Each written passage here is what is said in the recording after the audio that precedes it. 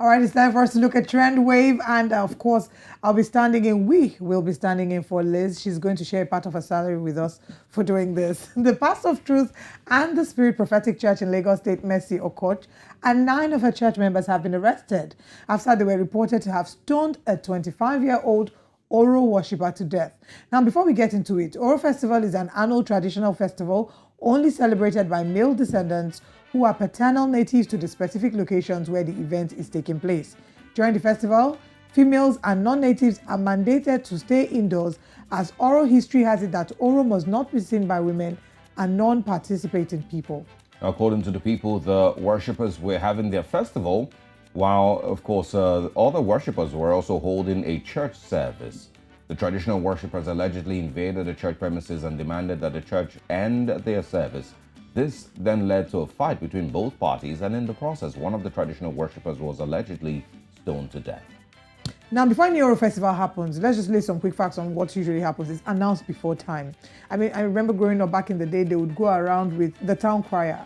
I mean, Gen Z would never relate. Mm-hmm. They would go around with the agogo, hitting the, it's called agogo, right? The gong, thanks. Yeah. And then they're hitting and they're telling you, don't come out. They're even speaking in the native language. They don't speak in English. It's people that would interpret and tell you, they are saying that Oro is starting in a number of days, so we can't come out at that time, right? And growing up, I knew that once it's time for Oro, if you're going to work, they'll say to you, come back early, they are doing Oro. There were speculations of the fact that during the Oro festival that there were sacrifices that were being made. I cannot confirm, neither can I deny these. But some of the things they told us to scare us, I was traumatized as a child by the Oro Festival. Like, just talking about it, I can remember the sound of whatever it is. There's a familiar sound we used to hear. I used to be so scared as a child. But then again, what we're seeing here is religious intolerance, right? On the one hand, you're asserting that the Oro Festival is your festival, is your tradition, failing to recognize that the Christians also have their tradition. So are you then saying that this person should shut down their own because you're doing your own? And but then, I mean, agree with you. it's just religious intolerance. And that's the point I was, also going to make. The fact that, not everybody belongs to your same traditional beliefs as you do. The Oro people or people practicing Oro festival should understand that they're Muslims, they're Christians here in Nigeria also. Not everyone is going to, immediately stay indoors because you're having your festival. In 2022, for crying out loud. Exactly. Same way, Christians should also understand that not everybody will, be comfortable with, the sound of your big microphones and your big speakers disturbing the neighborhood because you're doing, a church service. So it's unfortunate, that it turned out this way.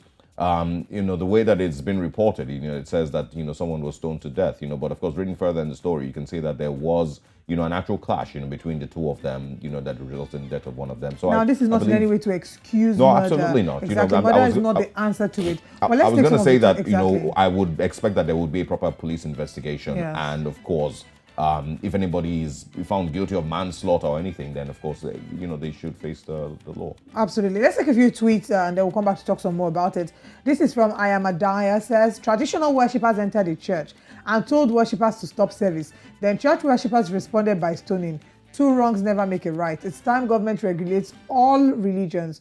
No one has a right to impede on another person's rights. That's from Adaya. Okay. We have some more tweets. And of course, this one simply is from Ojo to the World. It simply just says, let's respect the tradition.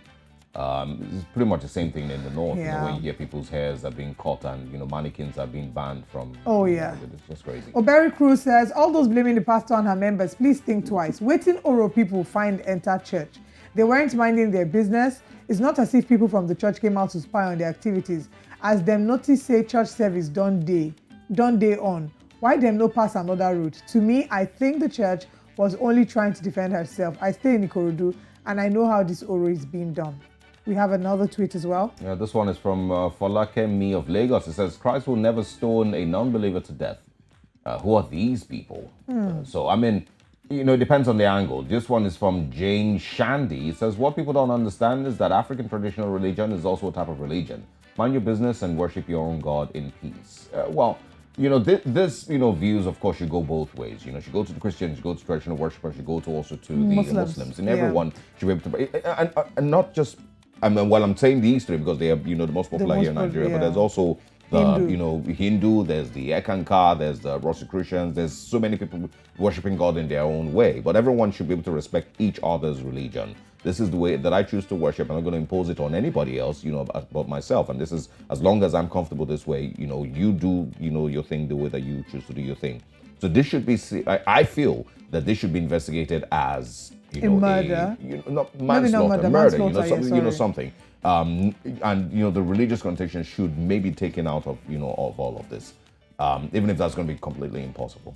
So another thing that we must re-emphasize is the fact that the Constitution of the Federal Republic of Nigeria allows for you the freedom to worship. Yes. Now, what we're seeing, not just in Nigeria, in many parts of Africa, is the fact, when we talk about religious intolerance, it's what breeds terrorism. People come out and say that at the end of the day, my religion is supreme. Some of them, of course, it's not everybody. Some of them who are less informed will come out and tell you, that's why we're seeing people killing people from other religion. Live and let live. Absolutely.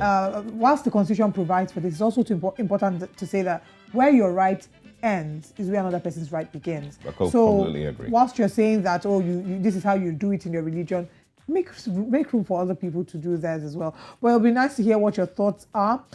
You've heard what our position is on this. We must understand religious tolerance, and more importantly, murder should never be an answer, except it's not a response. It's not a commensurate response in this case. I mean, we were not there. We don't know the level of force that was employed. We don't know if this was in retaliation. We cannot say what exactly happened. That's why I'm saying there should be a proper investigation. Yes, we're hoping because that the death could have occurred in either direction. Could have been a church member that was killed. It could have been an oral worshiper that was killed. But the way that the story was reported and the way that it broke on social media, it sounded like they had caught some oral worshiper somewhere in a dark corner and beat him to death or hurt to death. But that's not exactly what happened. It could have even been that in the course of a fight. I mean, we've heard stories of someone saying, "Oh, they just slapped this person and the person fell down and died." Yeah, unfortunately, the law will still treat it as a case of manslaughter because the principle of eggshell skull, take your victim as you say. Oh, I still remember things from law school.